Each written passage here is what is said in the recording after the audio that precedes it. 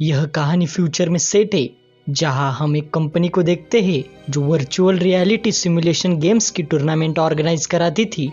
और वे आज एक और नए वर्चुअल गेम की टूर्नामेंट ऑर्गेनाइज कराने वाले थे, जिसका नाम था द कॉल अप, और उसके विनर को पूरे $1,00,000 मिलने वाले थे। वही हम काल को देखते हैं, जो एडम के साथ एक रूम में एंटर होता है, जहां पहले से ही शैली, जहीद, मार्को, आंड्रे, एडवर्ड और टेलर मौजूद थे।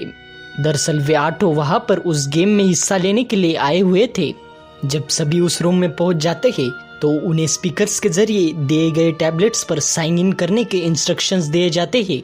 फिर उन सभी को मोशन कैप्चर सूट पहनने के लिए कहा जाता है, जहां मार्को एडम के मोटापे का मजाक उड़ाता है और वही शैली काल के शरीर पर जलने के निशान देखती है। अब सभी सूट्स पहनकर अगले रूम में जाते हैं, जिसमें एक बड़ा सा स्कैनर लगा हुआ होता है। वे सभी स्कैनर में जाते हैं और अपना अपना यूजर नेम बताते हैं। उसके बाद उन्हें अपने सूट्स दिए जाते हैं। वे सूट्स बेहद ही हाईटेक थे, जो खिलाड़ियों को गेम में पूरी तरह से रियलिस्टिक फीलिंग दिला सके। लेकिन वही जहीद गेम खेलने से इनकार कर देता है, क्योंकि उसका यूजर नेम टेररिस्ट था। वो सूट को देखकर काफी गुस्से में आ जाता है और उसे पहनने से ही मना कर देता है। अब वो दरवाजा खोलने लगता है, लेकिन दरवाजा नहीं खुलता। तभी स्पीकर से आवाज आती है कि जब तक सभी खिलाड़ी सूट्स पहन नहीं लेते तब तक गेम शुरू नहीं हो सकता। अब दरवाजा भी नहीं खुल रहा था, तो जहीद को ना चाहते हुए भी सूट पहनना पड़ता है।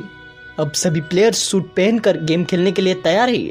जैसे ही वे अपना हाईटेक हेलमेट पहनते हैं, उनके आसपास की सभी चीजें बदल जाती है, मानो वहां की पूरी दुनिया खत्म सी हो रही है। और उनके सूट्स भी मिलिट्री यूनिफॉर्म में बदल जाते हैं। वहां की सभी चीजें असली लग रही थी, लेकिन उन्हें टच करते ही पता चल जा रहा था कि वे बस एक सिमुलेशन है। तभी वहां पर एक सार्जेंट आ जाता है और उन्हें उनके मिशन की जानकारी देने लगता है। सभी यह देखने के लिए अपने हेलमेट उतार लेते हैं कि कहीं गेम में कोई और खिलाड़ी तो नहीं है, लेकिन वो बस एक वर्चुअल एनपीसी था जो उन प्लेयर्स को गाइड करने का काम करता है। अब सभी उस सार्जेंट के पीछे चलने लगते हैं। वहां पर वो उन्हें लड़ने के लिए हथियार देता है। वे हथियार काफी रियल लग रहे थे, लेकिन असल में वे बस गन के प्रोटोटाइप्स थे। अब सार्जेंट सभी को गन चलाने की ट्रेनिंग देने लगता है, जिसमें कहीं अपने टारगेट पर मार पाते हैं और कहीं मिस कर देते हैं। फिर सार्जेंट सभी को बताता है कि अगर किसी तरह से उन्हें एनिमी की बुलेट लग जाती है तो उनका वेस्ट गायब हो जाएगा, जिससे उनकी जान जाने का खतरा हो सकता है। अपनी बात साबित करने के लिए सार्जेंट कई खिलाड़ियों पर शूट कर देता है, जिससे उनका वेस्ट गायब हो जाता है। और वेस्ट चले जाने के बाद अगली बुलेट लगते ही उनकी जान चली जाएगी, और उससे बचने के लिए उनके पास कई लिमिटेड मेडिपैक होते हैं। सार्जेंट उन्हें बताता है कि कई सारे खतरनाक आतंकवादियों ने उस बिल्डिंग पर कब्जा कर लिया है और उन्हें हर टेररिस्ट को मारकर नीचे जिंदा पहुंचना होगा, और जो भी इसे पूरा करेगा उसे पूरे $1,00,000 मिलेंगे। फिर गेम का पहला लेवल शुरू होता है और आंड्रे सभी को लीड करता है।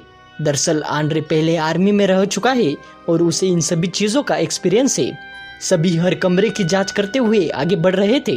तभी एक एनिमी उन पर हमला कर देता है, जिसको आंड्रे बड़े आसानी से खत्म कर देता है। इसी के साथ ये लेवल कंप्लीट हो जाता है, जिसमें आंड्रे को सबसे ज्यादा पॉइंट मिलते हैं। फिर सभी अगले लेवल की ओर जाने लगते हैं, जहां वे देखते हैं कि हाई वोल्टेज वायर्स के जरिए नीचे जाने का रास्ता ब्लॉक कर दिया गया है, यानी वह यह लेवल पूरा करे बगैर नीचे नहीं जा सकते। अगले रूम में उन्हें और कई सारे नए वेपन्स मिलते हैं, इसलिए आंड्रे उन्हें बताता है कि उसका इस्तेमाल कैसे करना है। फिर सभी अपने लेवल की ओर बढ़ते हैं, जहां उनका सामना कई और आतंकवादियों से होता है। लेकिन वही एडम को अभी भी गन चलाना नहीं आता था, और उसे बचाने के चक्कर में आंड्रे अपना वेस्ट खो देता है। वही हम टेलर को देखते हैं, जो वहां पर चल रही गोलीबारी को देखकर काफी डर चुकी थी और वो वहां से बाहर निकलना चाहती थी। दरअसल टेलर वहां पर किसी दूसरी लड़की की जगह पर आई हुई है, यानी वो कोई प्रोफेशनल गेमर नहीं है। वही शैली उसे शांत करते हुए कहती है कि यह बस एक गेम है जिसमें कुछ भी रियल नहीं है। तभी उनके पीछे एक एनिमी आ जाता है, जिसे काल मार देता है। यह उसका पहला किल था, इसलिए वो एक्साइट होकर उसके पास जाने लगता है। लेकिन उसकी यह खुशी ज्यादा देर तक नहीं टिकती, क्योंकि दूसरा टेररिस्ट उसे पीछे से शूट कर देता है।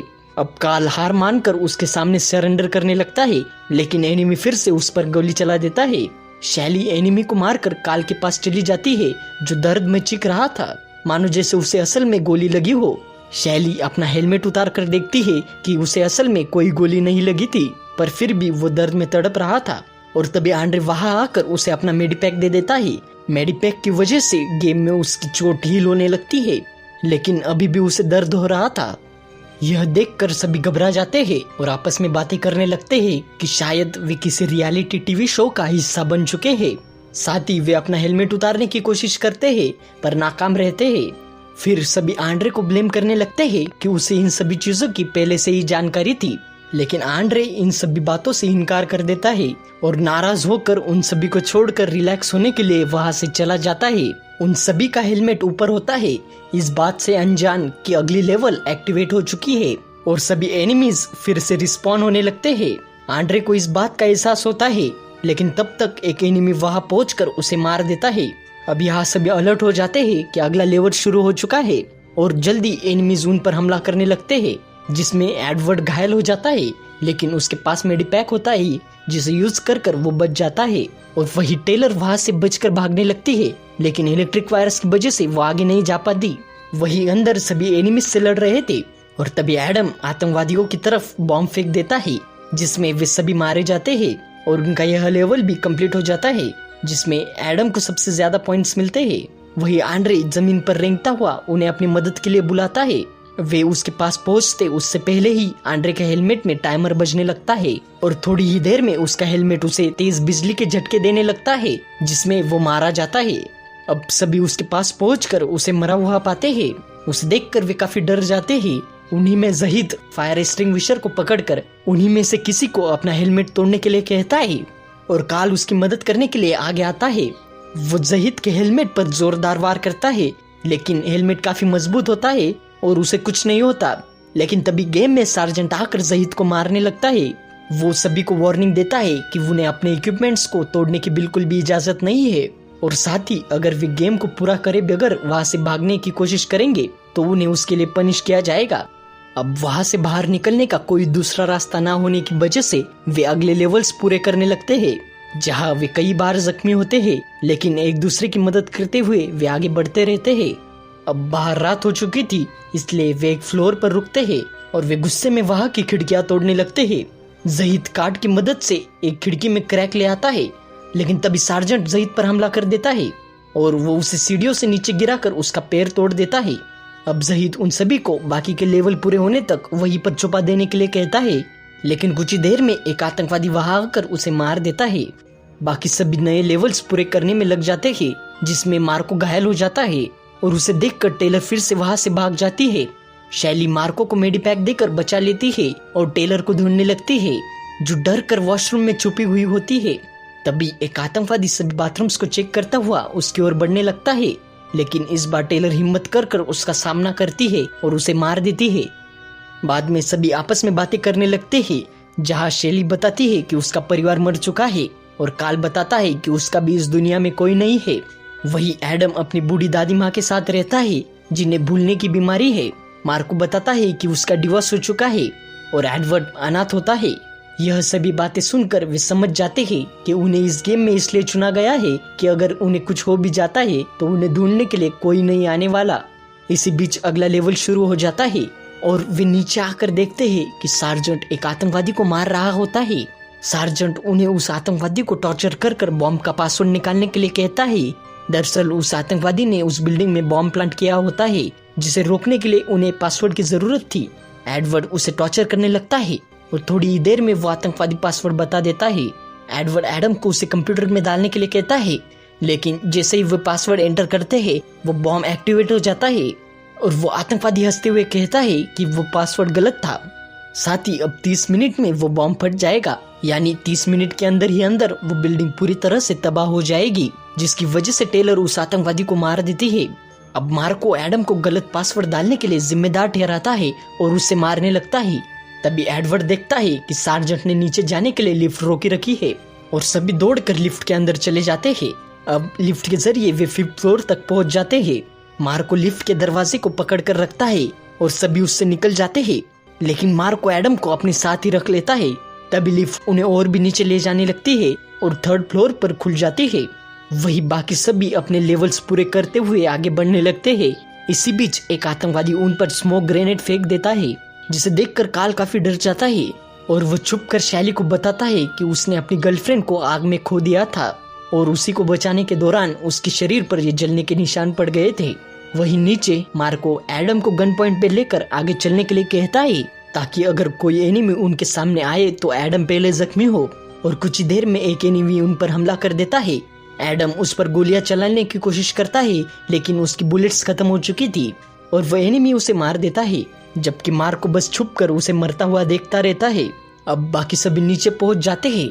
वहाँ टेलर को एक मेडिपैक मिलता है लेकिन मार्को उसे देख लेता है और उससे मेडिपैक छीनने लगता है, लेकिन टेलर उसे देने से इनकार कर देती है और वे आपस में ही बहस करने लगते हैं।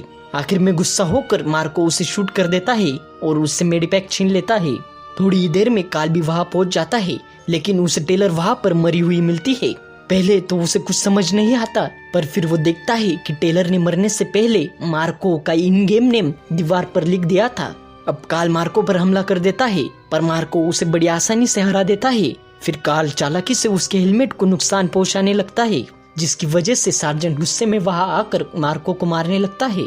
आखिर में वे उसका जोर से गला दबाने लगता है जिससे मार्को की मौत हो जाती है। अब आखिर में बस 3 खिलाड़ी ही बचे थे जो बेसमेंट में पहुंच जाते हैं। उन्हें सामने बॉम्ब नजर आता है और वे सोचते हैं कि बॉम्ब को डिफ्यूज करते ही यह गेम पूरा हो जाएगा। लेकिन इसी बीच एक आखिरी बचा हुआ आतंकवादी वैन से निकलकर उन पर हमला कर देता है, जिसमें सारी गोलियां काल को लग जाती है, जबकि बाकी दोनों कवर में छुप जाते हैं। हालांकि काल के पास एक मेडपैक था जिसे वो यूज ही करने वाला था कि तभी शैली को भी गोलियां लग जाती है। इसलिए काल अपने आप की जान को सैक्रिफाइस कर शैली को बचा लेता है। इसी बीच एडवर्ड बचे हुए आतंकवादी को खत्म कर देता है और आखिरी सेकंड में बॉम्ब को फटने से रोक लेता है। इसी के साथ ही ये गेम कंप्लीट हो जाता है, जिसमें शैली और एडवर्ड आखिरी बचे हुए सर्वाइवर्स थे। आखिर में सार्जेंट वहां आकर उन्हें गेम खत्म करने के लिए बधाई देता है और एडवर्ड भी सार्जेंट की बात को दोहराने लगता है, जिसे देखकर शैली समझ जाती है कि इन सभी चीजों के पीछे एडवर्ड भी जिम्मेदार था। फिर वे शैली को बेहोशी का इंजेक्शन दे देते हैं। अब डेटाबेस से सभी प्लेयर्स की इंफॉर्मेशन को डिलीट कर दिया जाता है, मानो वे कभी एग्जिस्ट नहीं किया करते थे। फिर जब शैली को होश आता है तो एडवर्ड उसके पास आकर उसे पैसों से भरा बैग देकर वहां से चले जाने के लिए कहता है। शैली उसे पुलिस की धमकी देने लगती है, पर वो उसे कहता है कि पुलिस उसकी बात पर यकीन ही नहीं करेगी। फिर वो अपने आदमी को उसे फिर से बेहोश कर देने के लिए कहता है, लेकिन चालाकी से शैली वो इंजेक्शन उसी को लगाकर उसकी गन छीन लेती है। वो वहां की लाइट्स को उड़ाकर छुप जाती है। साथ ही वो अंधेरे में एडवर्ड के सभी आदमी को मार देती है और आखिर में वो एडवर्ड को भी खत्म कर देती है और उसके बिल्डिंग से बाहर निकलने के साथ ही यह कहानी खत्म हो जाती है।